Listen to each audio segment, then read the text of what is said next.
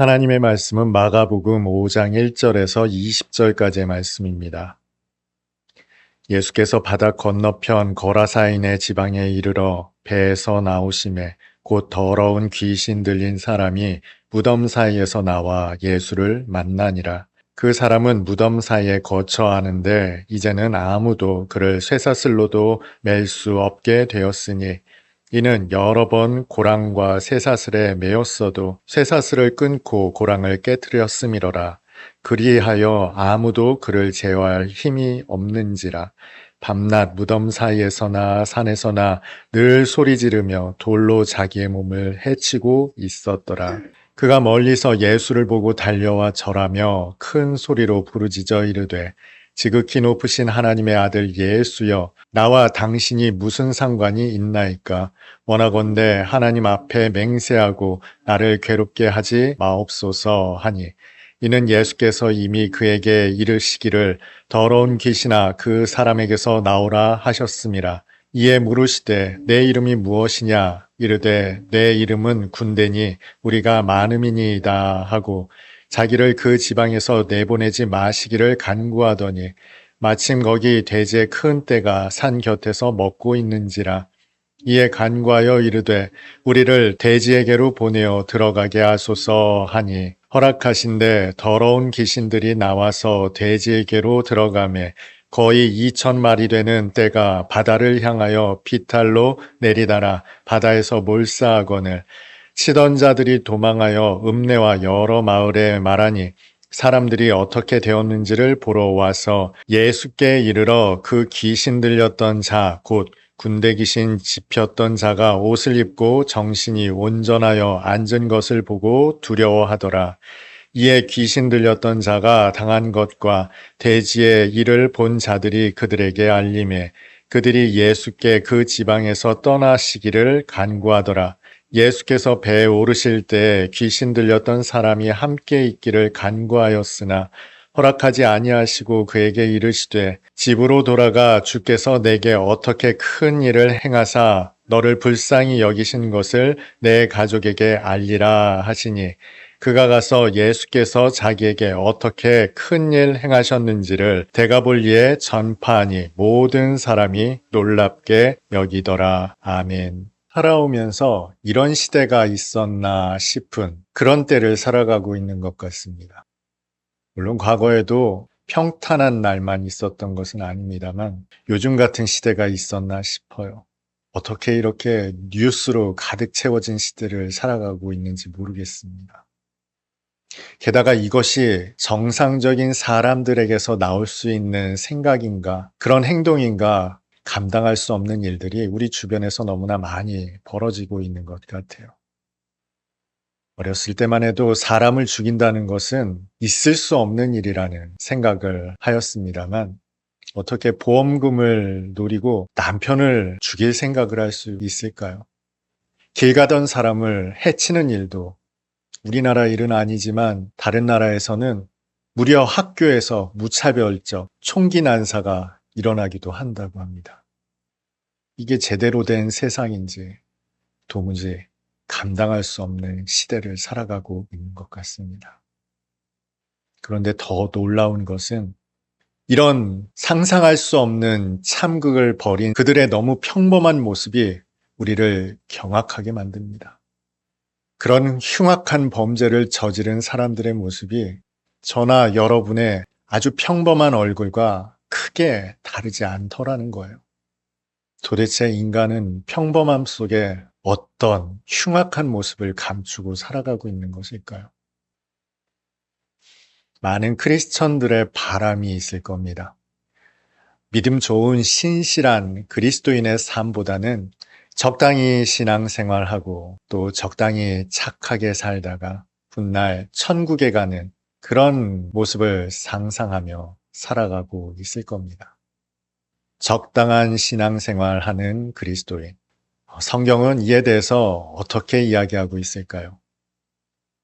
오늘 본문의 말씀은 군대 귀신 들렸던 사람이 어떻게 구원을 받았는지에 대한 이야기가 기록되어 있습니다.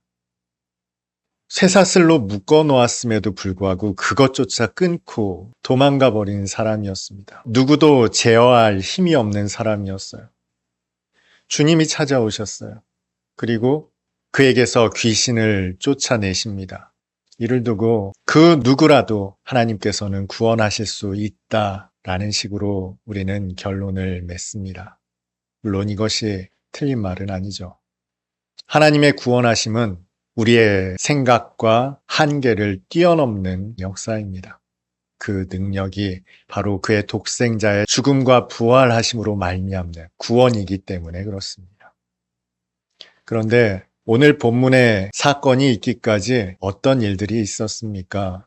예수께서는 비유로 천국 복음의 말씀을 전파하셨어요. 그리고는 제자들에게 그 말씀을 해석해 주셨습니다. 비유의 말씀을 듣고 그 해석하신 말씀까지 들었던 제자들, 바다 건너편으로 가자 하시는 주님의 명령을 순종하여 배를 띄워 주님과 함께 바다 건너편으로 이동했습니다. 그런데 그 과정에 그들은 큰 풍랑을 만났죠. 예수님의 제자들 중에는 뱃사람이 무려 4사람이나 있었습니다. 바다에 아주 익숙했고 배를 타고 이동하는 일이 낯선 일도 아니었습니다. 그런데 그들조차도 심히 두려워할 만큼의 위태로운 상황을 경험했어요. 죽기 직전까지 이르렀다는 거죠. 그렇게 우여곡절 끝에 도착한 곳은 거라사인의 땅이었습니다. 유대 땅이 아니에요. 이방인들의 땅입니다. 이방인들이 살던 지역입니다. 그렇게 도착한 그곳에 예수님과 제자들을 영접했던 한 사람이 있었어요. 그는 그 누구도 감당할 수 없었던 귀신 들렸던 사람입니다. 그런데 예수께 나와 조아리고 있는 모습이 오늘 본문의 모습입니다.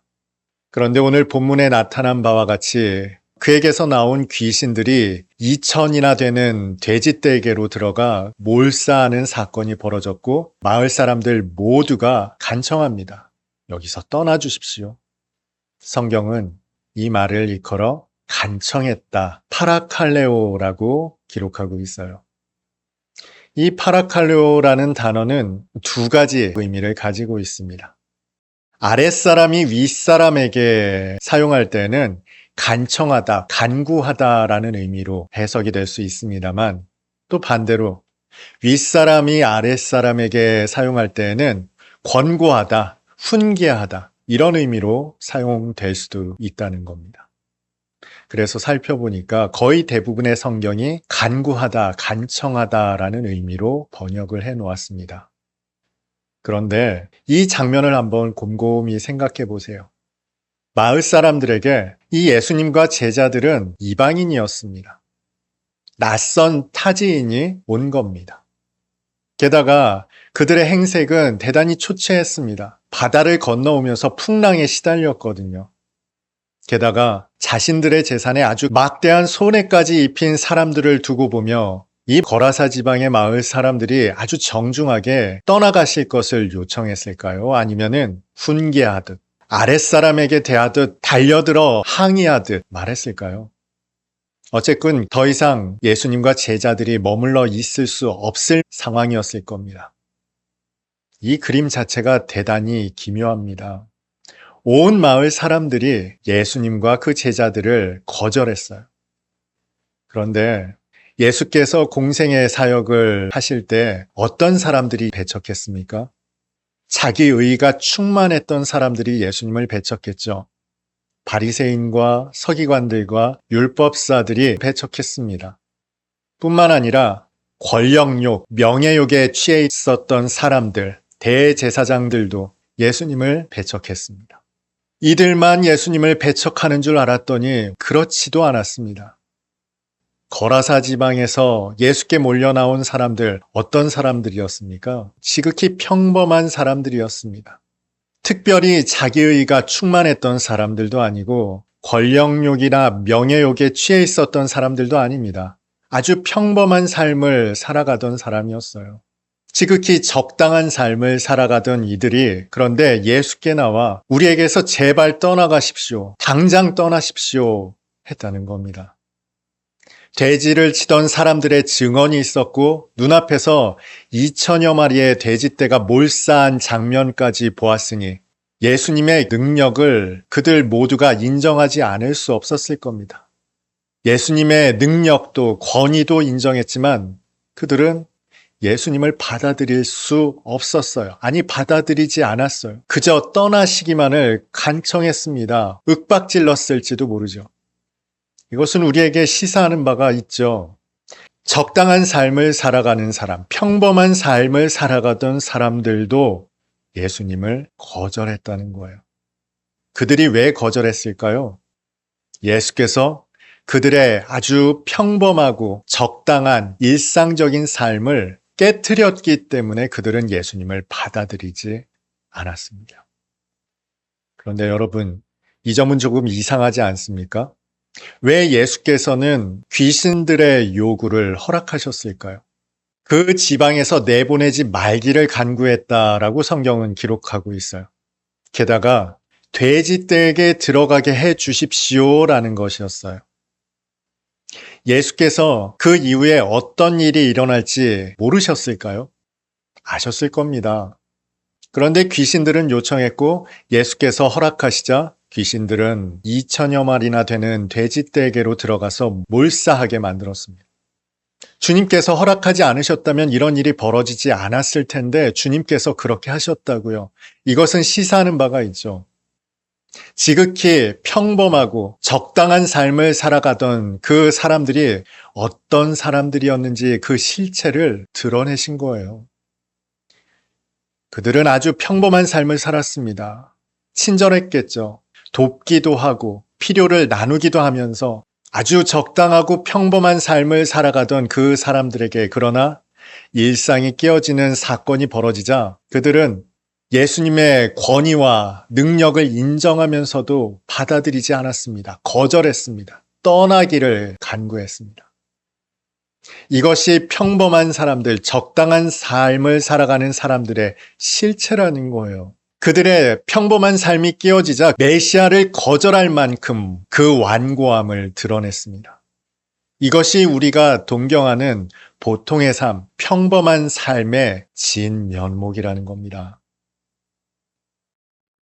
정신이 온전해진 이 귀신 들렸던 사람은 같이 가겠다고 말씀을 드리죠. 그러나 주님은 거절하십니다. 아니다. 너는 이제 온전해졌으니 내 가족들에게 가서 알려라. 이렇게 말씀을 하세요. 평범한 삶을 회복하라고, 적당한 삶으로 돌아가라고 권고하시죠. 그런데 예수를 만났던 이 귀신 들렸던 사람의 삶이 어떻습니까? 적당한 삶으로 돌아갔습니까? 아니에요. 그는 가족들에게 알리는 것을 넘어 온 데가볼리를 다니며 사람들에게 자신이 당했던 일을 전파하고 다니기 시작했습니다. 그야말로 이방인의 전도자가 되었어요. 그리고 그의 이야기를 전해들은 모든 사람들은 깜짝 놀랐다라고 성경은 기록하고 있습니다. 평범한 삶을 살아라 주님께서 권고하셨는데 예수를 만난 그의 삶은 결코 평범한 삶으로 돌아갈 수 없는 삶이 되어 버렸다는 겁니다. 적당한 그리스도인을 꿈꾸십니까? 적당히 신앙생활하고 적당히 예수를 믿다가 평온한, 안온한 삶을 살다가 천국에 가고 싶으십니까? 아마 많은 성도들이 그런 모습을 꿈꿀지 모르겠습니다만 여러분, 적당한 그리스도인은 없습니다. 예수가 내 안에 들어오시면 우리는 적당한 삶을 살아갈 수 없는 존재가 됩니다. 그 복음을 경험하고 맛본 자들은, 하나님 나라를 경험한 자들은 결코 이전으로 돌아갈 수 없습니다. 적당한 삶을 꿈꾼다면, 적당한 그리스도인의 삶의 여정을 바라신다면 예수의 십자가가 아직 내 속에 참 구원으로 들어오지 못했을지 모릅니다. 적당한 그리스도인, 애초에 성도에게는 불가능한 명제입니다. 오늘 예배드린 여러분에게 적당한 그리스도인이란 없다는 말씀을 드립니다. 여러분은 하나님의 생명을 가진 자로 하나님의 통치 안에서 살아가게 된 하나님의 백성임을 다시 한번 일깨워 드립니다. 그 부름에 온전히 응답할 수 있는 오늘 예배드린 저와 여러분이었으면 좋겠습니다. 그 생명이 여러분 가운데 충만하기에 견딜 수 없는 기쁨과 감격으로 이 세상을 하나님의 나라로 사시는 적당한 그리스도인이 아닌 신실한 그리스도인, 예수로 충만한 그리스도인으로 사시는 오늘 예배드리는 저와 여러분 다 될 수 있기를 주님의 이름으로 축복합니다.